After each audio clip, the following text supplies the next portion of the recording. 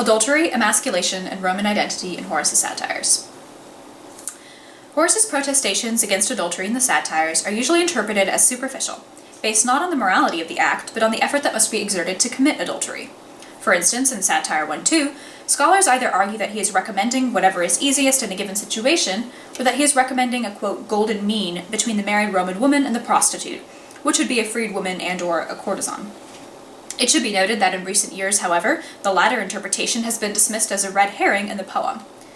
The aim of this paper is threefold: to link the portrayals of adultery in Sermones 1-2 and 2-7, to show that they are based on a deeper reason than easy access to sex, and to discuss the political implications of this portrayal.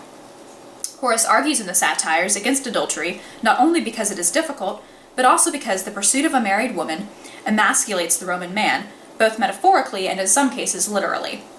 Through this emasculation, the poet also calls into question the adulterer's identity as a Roman. These portrayals of adultery demonstrate a subtle shaping of the Roman people toward the understanding of adultery and Roman identity that underlies Augustus's portrayal of the Civil War and platform in the moral reforms. Before the discussion of the individual poems, a definition of Roman concepts of adultery and masculinity should be laid out. Adultery and the anxieties surrounding it were concerned primarily with the control of women's sexuality. Thus, a married man could have sex with any number of sex workers or freedwomen with no impunity, but a married woman, especially a Roman citizen woman in the upper strata of society, could not do so. An adulterer, then, in Horace and other authors, is not a man who is unfaithful to his own wife, but a man of any marital status who engages in sexual activity with another man's wife. As for Roman concepts of a masculine sexuality, Roman men were expected to be dominant in the bedroom. They were the pursuers and the penetrators. To be pursued by a woman or boy, or to be penetrated, was to be emasculated.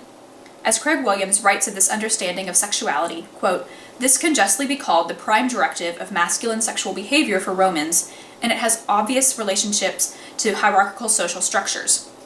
For according to this scheme, penetration is subjugation, in the sense that the act is held simultaneously to be a figure for and to effect subjugation, and masculinity is domination." End quote.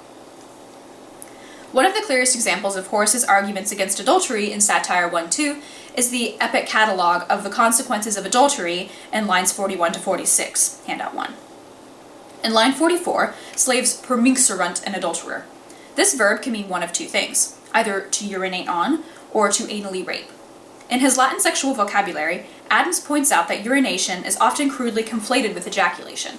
He argues that such words have a, quote, vulgar ring, and were, quote, applied particularly to squalid or humiliating sexual acts, end quote. That is, the conflation of terms highlighted the shame associated with the act. Of this particular passage, Adams states that this verb should be interpreted as to sodomize, since, quote, anal penetration in various forms is a common punishment for adultery, end quote. This action, the rape of a man of the Roman nobility by slaves, is incredibly emasculating, the adulterer is being subjected and dominated by those far below his station. As for the other men in this list of adulterers, note their passivity in the way they are objectified. The man who falls from the roof is the object as well as the subject of the sentence, literally giving himself. The man who is beaten is modified by kaisus, a passive participle.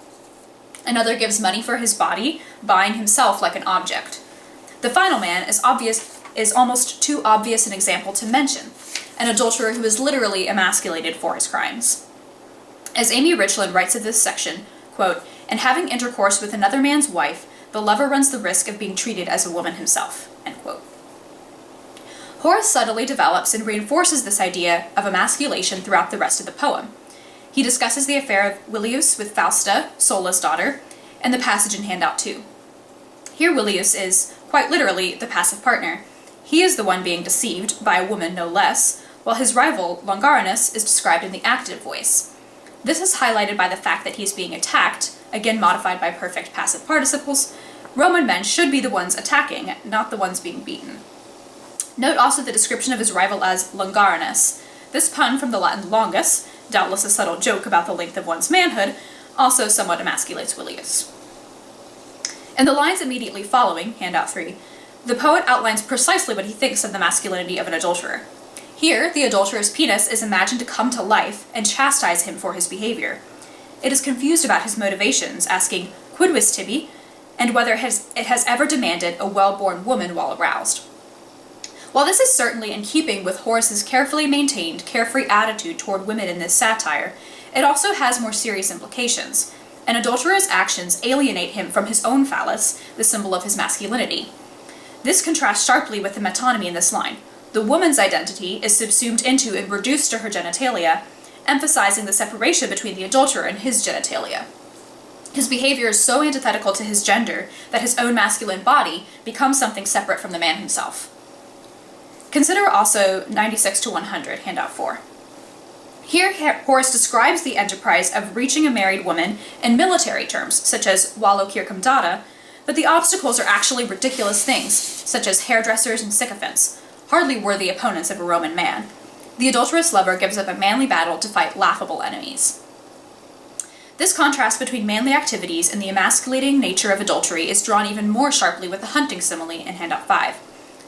Horace imagines an adulterer arguing that he is actually more manly because he does not pursue easy sex, but goes after what is more difficult to obtain. However, the poet has already revealed that it is the adulterer who will actually become the prey. He returns to this idea at the very end of the poem, handout 6, when the adulterer is forced to flee the jealous husband and is afraid of being caught just like a prey animal. Finally, Horace addresses his imaginary adulterous interlocutor as Corinthe in line 81, handout 7. This word Corinthus, meaning honey, is a reference to a beautiful youth, as it is a common way to address the younger boy, the beloved, in Greek pederastic poetry. Frankel says of this address, quote, "To be flattered as a paiskolos, with the emphasis upon femur and krous, is, in the society, an exceedingly doubtful compliment," end quote. Horace once again emasculates an adulterer by implying that he is a passive partner in a sexual relationship. In Satire 1-2, Horace effeminizes and emasculates the adulterer. This is brought out even more starkly in Satire 2-7, and what is implicit in Satire 1-2 becomes explicit as Horace's ideas develop. Here, Roman men clearly do not commit adultery, or else they give up their privileged identity to become the lowest of the low. Satire 2-7 is a dialogue between Horace and his slave Davus. It is set during the Saturnalia, a festival in which the differences between master and slave were temporarily suspended and the slaves given free rein. Davus uses this opportunity to show how his master, enslaved by his vices and desires, was no better than a slave in the end. One vice that Davus targets is his master's adulterous ways. He argues that the adulterer is not just a slave, but the worst kind of slave because he chooses his slavery willingly. The emphasis is upon the giving up of the status of the Roman male in exchange for the status of the lowest slave. In line 46, handout 8, Davus states that his master is seized by another's wife and calls him a meretricula davum. The term meretricula is a diminutive of meretrix, a demeaning term for a sex worker that is often used to describe any woman with multiple sexual partners. This is clearly meant to be emasculating, as discussed above. What sort of man, in the Roman mind, submits to a woman, especially a meretricula? Davus then introduces a new concept, the giving up not just of masculinity in general, but of a specifically Roman masculine identity, in the next few lines, handout 9. Here the adulterer consciously gives up signs of Romanness, note the specific use of Romanus, to become a female slave. Dama is a female slave's name. Meucci interprets the Romanoque habitu to refer specifically to the toga. The contrast between this and the lacerna is noteworthy. The garment was originally a dark-colored military cloak, but Suetonius writes in his Life of Augustus that Augustus banned the wearing of it in the Forum, permitting only togas.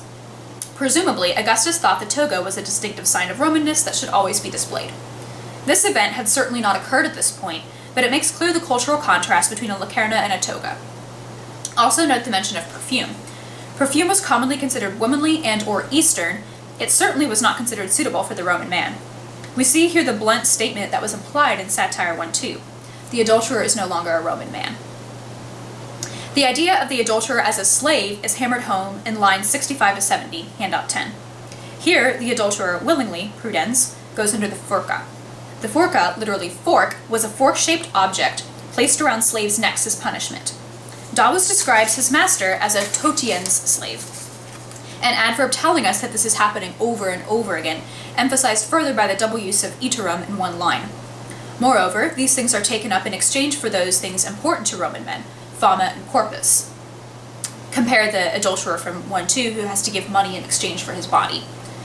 That is, the Roman adulterer has given up bodily autonomy and his reputation to be not only a slave, but a slave who disobeys again and again, one who defies his master and thus rebels against society, and one who cannot learn his lesson, no matter how often he finds himself in the forca. This diatribe against adultery concludes with Taoist questioning his master's authority over him, and an analogy between the adulterer and a puppet, handout 11. The adulterer is, in the end, merely lignum, not even human, and completely under another's control, described as literally minor, lesser. And perhaps most damning of all, at the very end of the satire, Horace cannot counter with any rebuttal, but can only threaten his slave with a stone. Upon recognizing this portrayal of adultery in the Sermones, we might inquire as to Horace's motives in representing adultery as inherently opposed to Roman masculinity. It seems he is doing more than merely moralizing for its own sake, but is subtly establishing a moral basis for Octavian. On this basis, Octavian's opponents are evil, and Octavian becomes a champion of sexual righteousness, fully actualized in the marriage laws in 1809 BCE. As Syme points out in his Roman Revolution, Octavian began in the triumviral period to use poetry to forward his agenda, and Horace was one of the poets in his and Maecenas' circle, and thus an instrument of his patron's propaganda. For example, consider an excerpt from Horace's Epodes 9, published shortly after the Battle of Actium, around the same time as Satires 2, handout 12. Here the poet emphasizes Mark Antony's Roman identity, only to then describe him as enslaved to a woman, and to place him in a traditionally Egyptian setting, the sun of the mosquito nets. Moreover, Antony's placement among the eunuchs hints at the possibility of not only a metaphorical, but also a physical emasculation. Octavian's propaganda painted the war as between Egypt and Rome, rather than a civil war, and Antony as womanly and Eastern, no longer a true Roman man. This description not only contributes to the propaganda, but it also brings to mind Horace's ideas of adultery, putting them in dialogue with Antony's legacy. Although Antony was not accused of adultery, he is affiliated with the crime and its implications about himself and his identity here. A feedback loop is established. When the reader or hearer of the epode thinks of Horace's previous statements on adultery and Roman identity, Antony begins to look even less Roman, and the listener believes Horace even more. Antony's appearing more Eastern and less Roman then lends credence to Horace's, or perhaps more correctly, Octavian's, ideas of adultery and morality. The audience comes to see Octavian as a true Roman man and adulterers as his enemy. Thus, Octavian's moral platform and his portrayal of the Civil War is strengthened and reinforced through Horace's discussion of adultery. The poet's portrayal of adultery as inherently un-Roman also paves the way for the moral reforms. The Lex Julia et Papia Papaya, a set of laws governing sexual morality, including adultery, did not have its beginning until 18 BCE, but it did not arise out of a vacuum.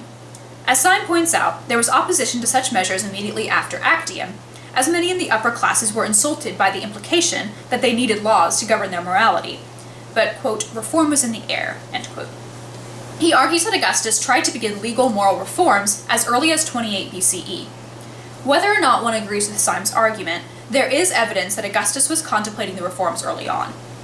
It is not improbable, therefore, to surmise that Horace was attempting to pave the way for these laws and turn the minds of the populace toward Roman morality. Even if the idea of legislation was not formed as early as the publication of Satires 1, it is still quite possible that ideas of Roman morality were in the air, especially in Octavian's circle. It is nearly impossible to determine the exact influence of Horace's ideas of adultery on the Roman people, but they certainly supported Octavian's agenda and probably helped to shape the public consciousness of Roman sexual identity and behavior. The Satires' message that true Roman men do not commit adultery aligns far too perfectly with the moral platform to be taken as a coincidence.